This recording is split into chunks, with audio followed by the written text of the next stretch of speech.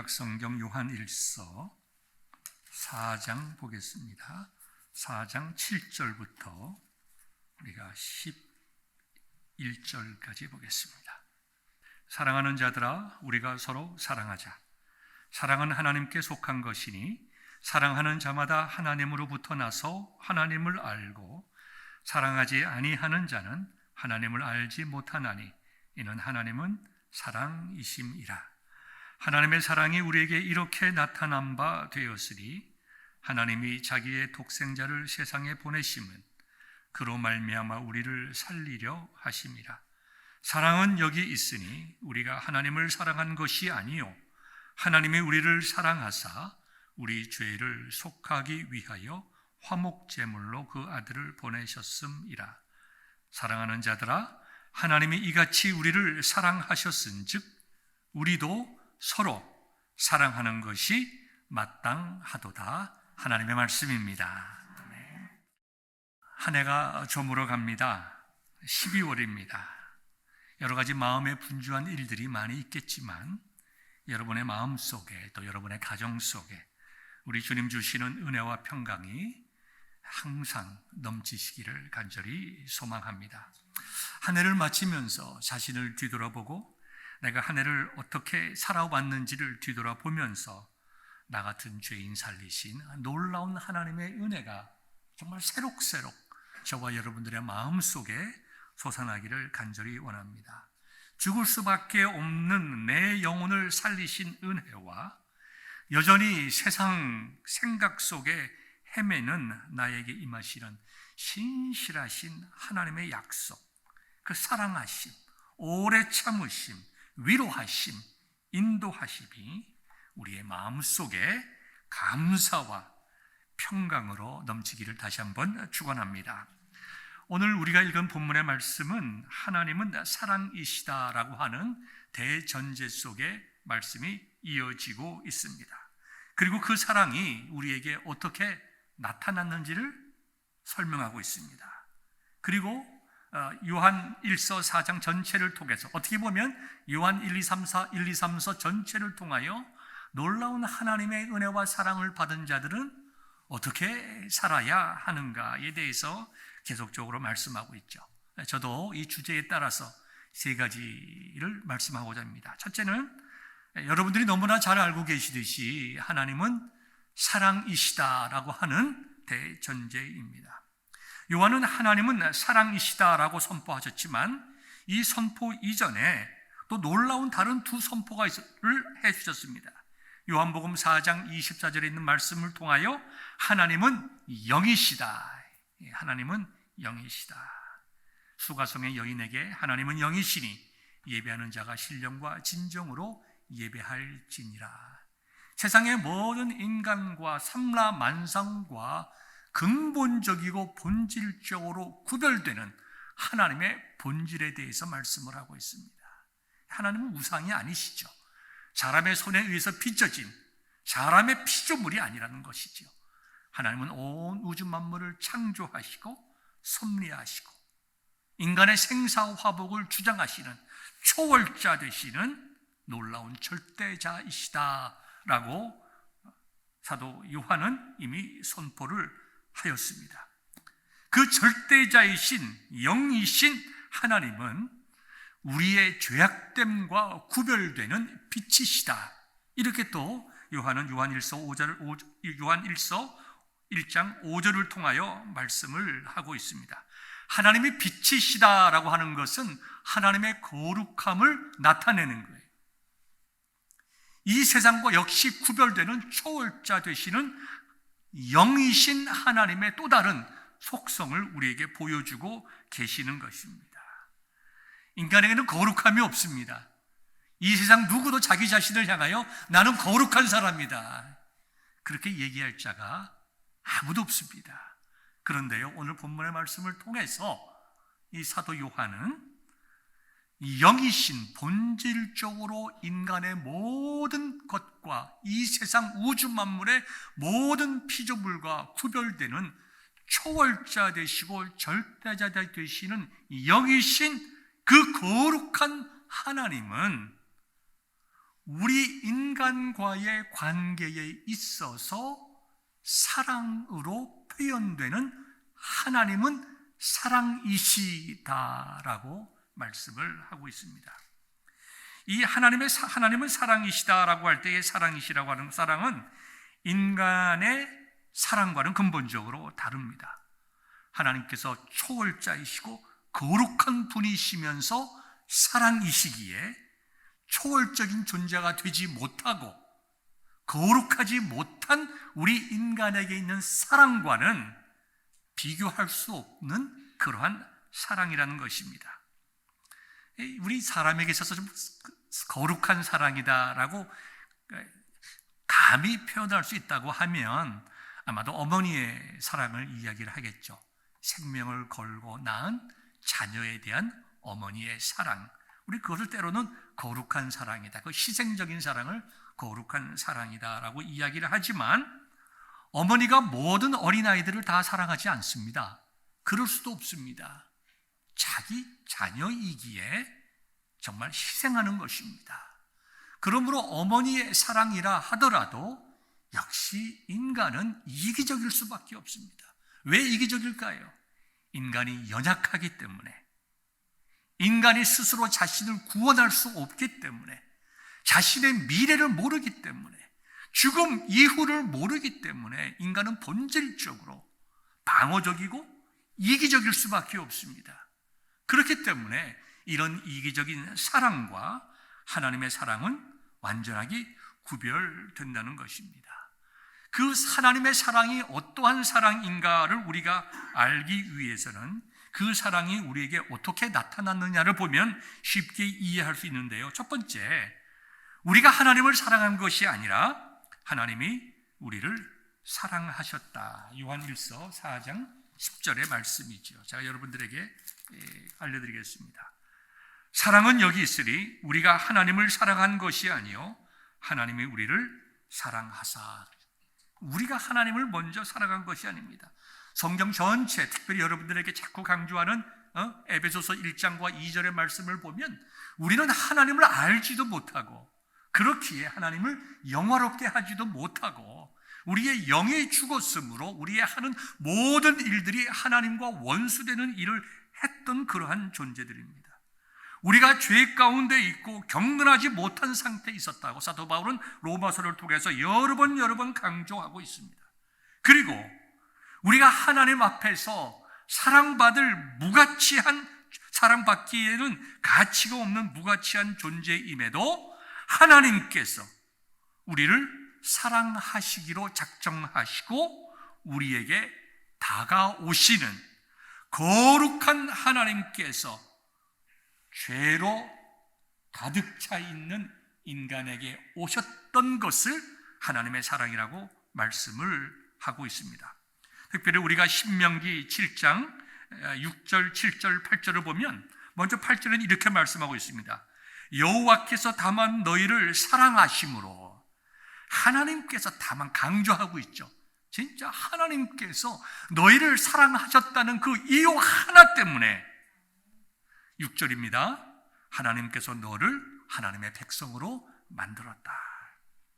세상의 많은 사람들 중에서 하나님께서 택하시고 하나님의 백성이 되게 하셨다. 그렇게 말씀하시면서 이 신명기 7장 7절은 그 이유를 설명하고 있는데요. 여호와께서 너희를 기뻐하시고 너희를 택하심은 너희가 다른 민족보다 수요가 많기 때문이 아니니라. 너희는 오히려 모든 민족 중에 가장 적으니라. 하나님께서 이스라엘 민족을 택하신 것은 택할 만한 가치가 있어서가 아니라 보기에게 아름답고 거룩하고 멋져서 하나님께서 그런 사랑하고 싶은 마음이 생긴 것이 아니라 먼저 하나님께서 그들을 사랑하시기로 작정하셨기 때문에 그들의 부족함에도, 그들의 죄악임에도, 그들이 정말 나약하고 연약함에도 하나님께서 그들을 택하시고 사랑하셨다. 우리는 때때로 이 말씀을 읽을 때마다 우리가 좀 실수할 때가 좀 있는 것 같아요. 뭐냐 하면 종종 우리는 우리 자신들에 대해서 하나님께 감사할 때가 있습니다. 나는 택함받은 하나님의 백성이다. 나는 택함받은 하나님의 종이다. 나는 하나님께서 나를 사랑하시고 나를 세상에서 구별하시고 나를 정말 하나님의 나라로 인도하시기 위해 택하신 놀라운 은혜 속에 있는 사람이다. 맞습니까? 틀립니까? 맞는 얘기죠. 왜 자신 없습니까? 맞는 얘기죠. 저와 여러분들은 하나님의 은혜 속에 선택받고 하나님의 사랑을 입은 자이죠. 그걸 누가 부인하겠습니까? 그런데요, 이건 분명히 맞는 말씀이지만 우리가 이런 자랑과 기쁨 이전에 이것이 정말 자랑이요, 나에게 놀라운 은혜와 힘과 능력이 되는 우리의 신앙적인 고백이 되기 위해서는 분명한 자기인식이 있어야 된다는 것입니다. 어떠한 자기인식이죠? 내가 참 죄인이다. 내가 하나님 앞에 사랑받을 만한 자가 못 된다. 내가 하나님과 사람 앞에 또 내 양심 앞에 나는 여러 가지 면으로 부족한 것뿐만 아니라 세상의 법 앞에서도 나는 깨끗하지 못한 사람이다. 세상의 도덕과 윤리 앞에 나는 깨끗하지 못한 사람이다. 감히 하나님의 말씀 앞이 아니라 사람들 앞에서도 나는 정말 부족한 사람이다. 정말 내가 내 죄와 부끄러운 일들이 걸리지 않았을 뿐이지 수가 속에 있는 여인들처럼 비록 죄의 내용은 다르다 하더라도 사람들의 눈이 무서워서 그 땡볕에, 남들은 쉬고 있는 그 땡볕에 물들어가는, 갈 수밖에 없는 그런 존재들이다. 세상이 발전해서 내가 나 자신을 감출 수 있고 가릴 수 있는 일이 많아서 그렇지 나는 정말 하나님 앞에서 어쩔 수 없는 죄인이다라고 하는 것을 우리가 깊이 깨달을 때에 내가 하나님의 사랑받은 자라고 하는 것을 진실로 깨닫고 기뻐하고 감사할 수 있다는 것입니다. 언젠가 여러분들에게 말씀을 드렸습니다. 예수님께서 재림하실 때에 우리는 우리의 모든 죄가 드러날 것이다. 얼마나 기가 막히겠어요. 얼마나 부끄럽겠습니까?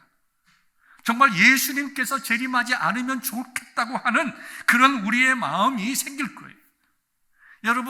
여러분들이 평생을 살아가면서 지은 죄가 이 앞에서 다 드러난다고 생각해 보십시오. 우리 회중 앞에서가 아니라 온 세상 속 사람들 앞에, 과거의 사람과 미래의 사람에게까지 온 인류 앞에서 하나님의 방법으로 모든 사람들이 정말 영화가 돌아가는 것처럼 눈앞에서 보는 것과 같이 다 우리의 죄가 드러난다고 이야기해 보십시오. 얼마나 괴롭고 고통스러운 일입니까? 힘든 일입니까? 그런데 그때에 우리는 하나님의 은혜를 깨닫게 되는 겁니다. 그때에 우리는 하나님의 영광을 보게 되는 거죠. 왜 그렇습니까? 우리가 그렇게 더러운 죄인임에도 불구하고, 우리가 그렇게 용서받지 못할 죄인임에도 불구하고, 우리가 우리의 자녀들과 사람들 앞에서 자랑할 것이 없는 정도가 아니라 위선자요 거짓된 것이 낱낱이 드러나지만, 그럼에도 불구하고 하나님께서 나를 너는 내 것이다 라고 선택하시고 하나님 나라로 인도하시는 것을 경험하게 될 때에, 내 죄가 다 드러나는 그때에 어메이징한 그레이스를 우리가 깨닫게 되는 것 아닙니까? 내가 부끄러움 속에서 정말 고통스러워하는 그 순간에 하나님의 은혜가 무엇인지 가장 깊이, 가장 뜨겁고 가장 놀랍게 기억하는 것 아닙니까? 이것이 하나님의 사랑이에요. 죽을 수밖에 없는 죄인을 향하신 사랑, 하나님을 대적하고 원수였던 죄인에 대한 사랑, 변하지 않고 신실하신 영원하신 사랑, 결론적으로 인간의 사랑과는 완전히 구분되는 전혀 다른 거룩한 사랑. 우리가 입으로 사랑이라고 하는 말을 꺼내기조차 민망한 그러한 사랑이 바로 하나님의 사랑입니다. 이 사랑은 하나님의 속성입니다. 하나님의 위격과 성품의 핵심적인 것이. 그래서 우리는 하나님의 속성을 이야기할 때에 하나님은 거룩하신 분이다. 하나님은 의로우신 분이다. 하나님은 공의로우신 분이다. 그런 하나님의 거룩과 의로움과 공의와 모순되지 않으면서 하나님의 거룩과 공의와 의로움과 진노까지 포함하여 완벽한 조화를 이루는 그 사랑이 곧 하나님의 사랑이시다. 좀 쉽게 표현한다고 하면 하나님의 거룩하심, 하나님의 의로우심, 하나님의 공의로우심, 하나님의 진노도 하나님의 사랑의 또 다른 표현이라고 우리가 말씀할 수가 있는 것입니다. 그래서 하나님께서 하시는 그 모든 것이 사랑인 것입니다. 이것이 하나님의 사랑이요, 하나님 사랑의 본질이라고 하는 것을 우리가 이 시간 분명하게 깨닫고, 내가 감히 상상하고 설명할 수 없는 그 사랑이 오늘을 살아가는 죄악된 나에게 있다는 것을 고백하고 감사하고 하나님 찬양할 수 있는 저와 여러분 될 수 있기를 주님의 이름으로 축원합니다. 두 번째로 그 하나님의 사랑이 구체적으로 우리에게 어떻게 나타나 있는가? 오늘 본문의 말씀이죠.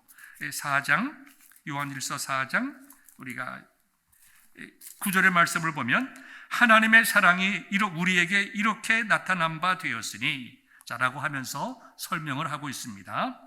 하나님이 자기의 독생자를 세상에 보내신 것으로 나타났다. 그리고 그 목적은 뒤에 나와 있는데요. 우리를 살리려 하심이라. 하나님께서 그의 택하신 백성, 하나님의 주권으로 택하신 백성을 구원하시기 위하여 하나님의 아들 이 땅에 보내심, 그것으로서 사랑이 나타났다는 것입니다. 에베소 1장과 2장을 보면 하나님께서 우리들에게 신령한 복 주시기를 원했어요.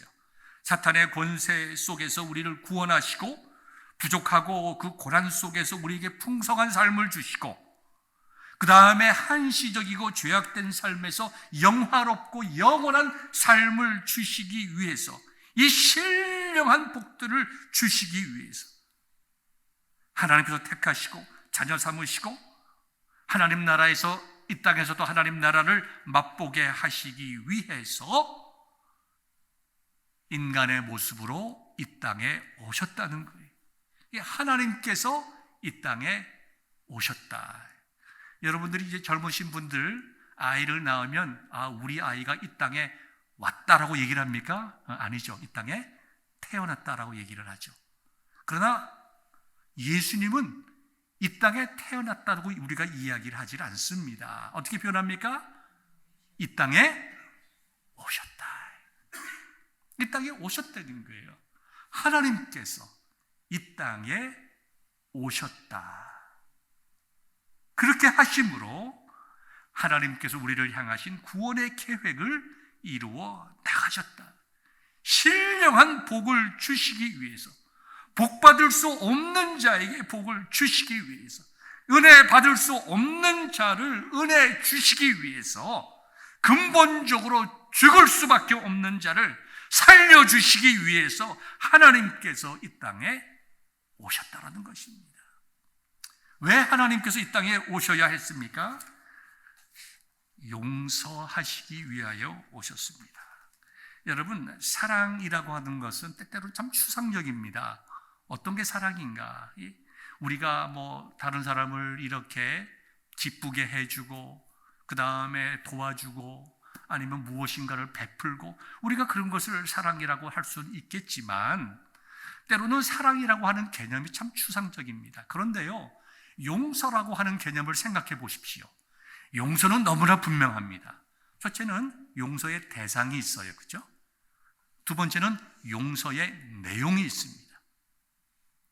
그래서 사랑이란 개념보다 용서라는 개념이 우리로 하여금 훨씬 쉽게 이해할 수가 있습니다. 여러분, 하나님께서 우리를 사랑하셨다라고 하는 말씀은 하나님께서 우리를 용서하셨다라는 말씀과 같아요. 사랑하셨기에 용서하셨고 용서하시기 위하여 우리를 사랑하셨다. 그러니까 동전의 양면과 같이 이 하나님의 사랑과 하나님의 용서라고 하는 개념은 나누어서 설명할 수가 굉장히 힘듭니다. 어쩌면 정확하게 말씀을 드리면 나누어서 설명할 수 없는 개념입니다. 그러니까 하나님께서 우리를 사랑하신다, 하나님은 사랑이시다라고 하는 말씀은 하나님은 우리를 용서하셨다, 하나님은 용서이시다, 이렇게 우리가 말씀을 나눌 수가 있습니다. 하나님과 우리와의 막혀진 담을, 그 죄악의 담을 무너뜨리고 우리로 하여금 하나님의 자녀를 만드시기 위해서 이 땅에 오시고 생명 주심으로, 인간의 모습으로 오시고 생명 주시고, 완전한 하나님이시요 완전한 인간이신 그 예수님께서 인간 예수님이 당하는 그 모든 고난과 육체적인 고난뿐만 아니라 정신적이요, 감정적이요, 인격적이요, 영적이요, 그것도 한 사람이 아니라 모든 인류 수십만, 정말 수억, 수천만 사람이 상상할 수 없는 그 많은 사람들의 모든 죄를 다, 그 죄의 고통을 다 받으시고 용서하셨는데, 하나님께서 인간 예수님이 받으셨던 그 모든 것들을 다 경험하셨다. 우리 이제 예를 들어 볼까요? 남자들은 여성들의 해산의 고통을 압니까, 모릅니까? 안다고 할 수도 있고 모른다고 할 수도 있죠. 우리는 알죠. 뭘 어떻게 압니까? 지식적으로 알죠. 그러니까 참 고통스러운 일이다. 때로는 생명을 잃을 수가 있다. 지금이야 에피돌 같은 마취제가 있지만 옛날에는 아이를 갖다가 많이 사망하지 않았어요. 정말 생명 내어놓고 그만한 고통이 있는 것이 해산의 고통이다. 우리가 남자들이 다 알죠. 저도 우리 첫째 아이, 둘째 아이, 셋째 아이 다 날 때 다 들어가 봤더니 참 마음이 아프더라고요. 근데 지금 사진을 보면 그때 막 웃었어요. 너무 좋아가지고 아이 낳는다고. 뭐 아픈 거는 알지만 내가 아픈 게 아니니까 그 아픔이 어떤 걸 잘 모르는 거예요. 그래서 나는 아이 낳는다고 좋아가지고 뭐 사진도 막 찍고 그랬어요. 첫째 아이 낳을 때. 그 제 아주 웃는 얼굴 옆에 제 얼굴을 보니까 너무 안 됐어요, 지금. 여러분, 그런데 어떤 좋은 남편이 있어가지고 아내가 여보, 당신이 당하는 그 모든 아픔과 고통을 내가 똑같이 당할게. 그게 진정 아내를 사랑하는 남편이 아닌가. 뭐 그럴 수도 없고 가능성도 없지만 만약에 그렇다고 생각해 보십시오. 그러면 그 남편이 아내의 해산의 고통을 알 수 있습니까? 모릅니까? 아는 거죠. 똑같이 경험했으니까. 지식적으로 아는 것이 아니라, 개념적으로 아는 것이 아니라 경험하기 때문에. 그러니까 하나님께서 이 땅에 오셔서 이 완전한 인간이신 예수님께서 당하는 그 모든 인류의 죄악, 인류 전체가 가져야 할 죄의 결과, 두려움, 공포, 저주, 한 사람뿐만 아니라 전 인류의 그 고통을 예수님께서 당하실 때에 하나님께서 그 고통을 경험하셨다.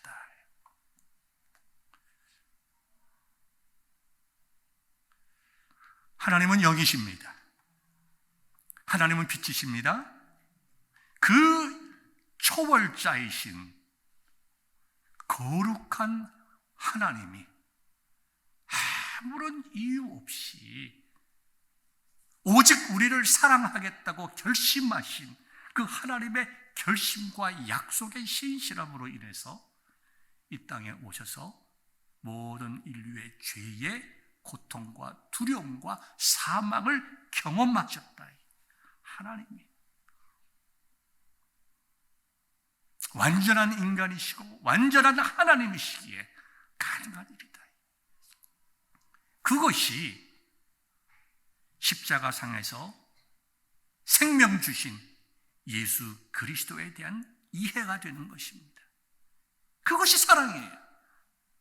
그 용서가 사랑이라는 것입니다. 그 사랑이 용서하기 위하여 생명 주신 것이라는 거예요. 세 번째로, 이런 하나님의 사랑과 용서를 우리가 기억한다면 우리는 어떠한 삶을 살아야 될 것인가? 사랑하자는 삶을 보다 용서하자는 삶으로 여러분들에게 말씀을 전하기를 원합니다. 그래야 좀 더 우리의 마음속에 와닿기 때문이죠. 우리의 마음속에는 여러분들에게 다 다른 사람들에게 이야기할 수는 없지만 용서하기 힘든 사람들이 있을 수가 있습니다. 그렇죠? 말은 안 하지만 우리의 마음속에 오래오래 있는 그러한 마음속의 아픔들이 우리들에게는 있을 수가 있어요. 잊어먹었다가도 언젠가 어떤 사건이나 어떤 일이나 어떤 사람이나 어떤 그림이나 어떤 차만 보더라도 지나간 과거가 생각이 나서 울컥울컥 우리의 마음이 괴로워할 때가 참 많이 있습니다. 우리는 최선을 다해서 자녀들을 양육했다고 하지만 우리 자녀들이 자라면서 우리 부모의 죄악됨과 연약함 때문에 받는 상처들 참 많이 있습니다. 저도 아이들 다 이렇게 다 집 떠나고 보니까 생각하는 것이 미안한 마음이고 용서받고 싶은 마음밖에 없습니다. 그래서 저는 아이들에게 늘 얘기를 합니다. 아버지 잘못했다, 용서해라. 여러분들이 용서해야 될 사람이 있고 용서받아야 될 사람들이 있습니다.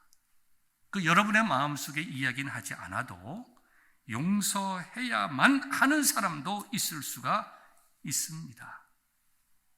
저는 정말 하나님을 사랑하는 사람이라면 하나님의 그 은혜를 기억하는 사람이라고 하면 우리는 반드시 우리의 삶 속에서 은혜 받은 흔적이 나타나야 돼요. 우리의 삶 속에서 사랑받은 흔적이 나타나야 돼요. 사도 바울은 뭐라고 얘기를 했습니까? 나에게 예수 그리스도의 십자가의 흔적이 있다고 했어요. 그 흔적이 있기에 사도 바울이 가는 곳곳마다 십자가의 복음이 나타난 것이에요. 마음의 심령 속에 무엇이 있느냐가 속일 수 없어요. 나타나는 거예요. 그러면 우리의 마음 속에 진정 그리스도에 대한 사랑이 있고 진정 그리스도에 대한 용서가 있다면 그거는 그 사랑과 그 용서는 감출 수가 없는 것입니다. 어떤 한 여행하는 사람이 주막에 들렀습니다. 그 주막에서 주막 식구들과 함께 식사를 합니다. 향수 냄새가 나요. 안에 이렇게 초라한 이 여인 속에서 무슨 이렇게 아름다운 향수가 좋은 향수 냄새가 나나 했더니 그 주막의 주인이 이렇게 얘기합니다. 예, 우리 딸이 향수 만드는 공장에서 일을 합니다. 집에 돌아오면 아주 저희들이 기분이 좋습니다. 우리 딸 때문에 집안에 좋은 향기가 납니다. 향수 공장에서 향수 만드는 일을 하면 자기 몸에 향수가 배어서 가는 곳곳마다 향기를 뿜어내듯이 정말 저와 여러분들이 진정한 회개를 통한 하나님의 은혜를 깨달은, 그리고 그 하나님의 은혜를 깨닫는 것 때문에 기뻐하고 감사하는 마음이 우리에게 있다면, 그것이 우리의 심령 속에 박혀 있다면 그것은 드러날 수밖에 없는 거예요. 여러분, 세상에서 이런 말 하잖아요. 사랑하는 것은 감출 수가 없다. 더 중요한 것, 예수님의 사랑받은 사람을, 그 사랑을 감출 수가 없어요. 그러므로 우리 12월입니다. 한 해가 지나갑니다. 한 해를 쭉 지나고 보면 내 마음속에 쌓여있는 앙금들이 있을 수가 있습니다. 여러분들에게 있을 수가 있어요. 사람과 사람 사이에 있는 갈등도 있을 수 있고 내가 더 이렇게 했어야 하는데 하는 후회와 아쉬움도 있습니다. 이런 것들이 이 한 해가 지나가기 전에 그 예수 그리스도의 어메이징한 그레이스 속에 녹아지기를 원해요. 다른 사람도 용서하고 다른 사람도 사랑하고, 그리고 무엇보다도 하나님과 사람 앞에 완벽하지 못했던 자기 자신도 용서해야 합니다. 여러분, 하나만 더 말씀드리고 설교를 마치겠는데요, 다른 사람을 용서했다고 하는 것은 가급적 좀 쉬운 일입니다, 우리들에게 있어서. 그러나 자기 자신에 대한 용서는 참 힘이 들어요. 왜 힘듭니까? 동일한 죄를 계속 짓기 때문이기도 하고, 자기가 자신을 용서했다고 생각하지만 그 잘못된 죄의식에서 떠나가기가 쉽지 않기 때문입니다. 우리 성경을 보면 바울이 나오는데요. 바울은 자기 자신의 죄를 고백합니다. 나는 교회를 핍박했던 사람이다. 교회의 가장 큰 적이었습니다. 한때 많은 사람을 괴롭히고 어렵게 하고 핍박했습니다. 그리고 스데반이 죽는 그 순간에 증인으로까지 있었던 사람입니다. 많은 예수님 믿는 사람들을 잡아가두고 했던 사람입니다. 그런데 그는 지나간 모든 일들을 다 잊었다고 했어요. 잊었다는 말이 뭘까요? 하나님의 사랑 가운데, 예수 그리스도의 십자가의 은총 가운데 촉촉이 젖어져서 정말 완벽하게 내가 용서받은 자유인이다. 그리스도 안에서 분명히 용서받은 자유인이고 지나간 날의 그 모든 죄악이 나를 더 이상 짓누르지 못한다고 하는 확신이 있었기에 그는 과거를 잊어버리고 자기 앞에 주어진 표대를 향하여 뛰어간다고, 다름질한다고 이야기를 했습니다. 이와 같은 고백이 여러분에게 있을 때에 진정 우리는 하나님의 사랑이 무엇인지 깨달은 자요, 주 예수 그리스도의 십자가의 은혜가 무엇인지 깨달은 자요, 한 해를 마무리하면서 예수님께서 오신 이 아름다운 이 시간들을 의미 있게 보내게 될 수 있는 것입니다. 이와 같은 깨달음과 은혜가 오늘 말씀을 나눈 저와 여러분들에게 풍성하기를 우리 주 예수 그리스도의 십자가의 이름으로 여러분들을 축복하며 사랑하며 권면합니다.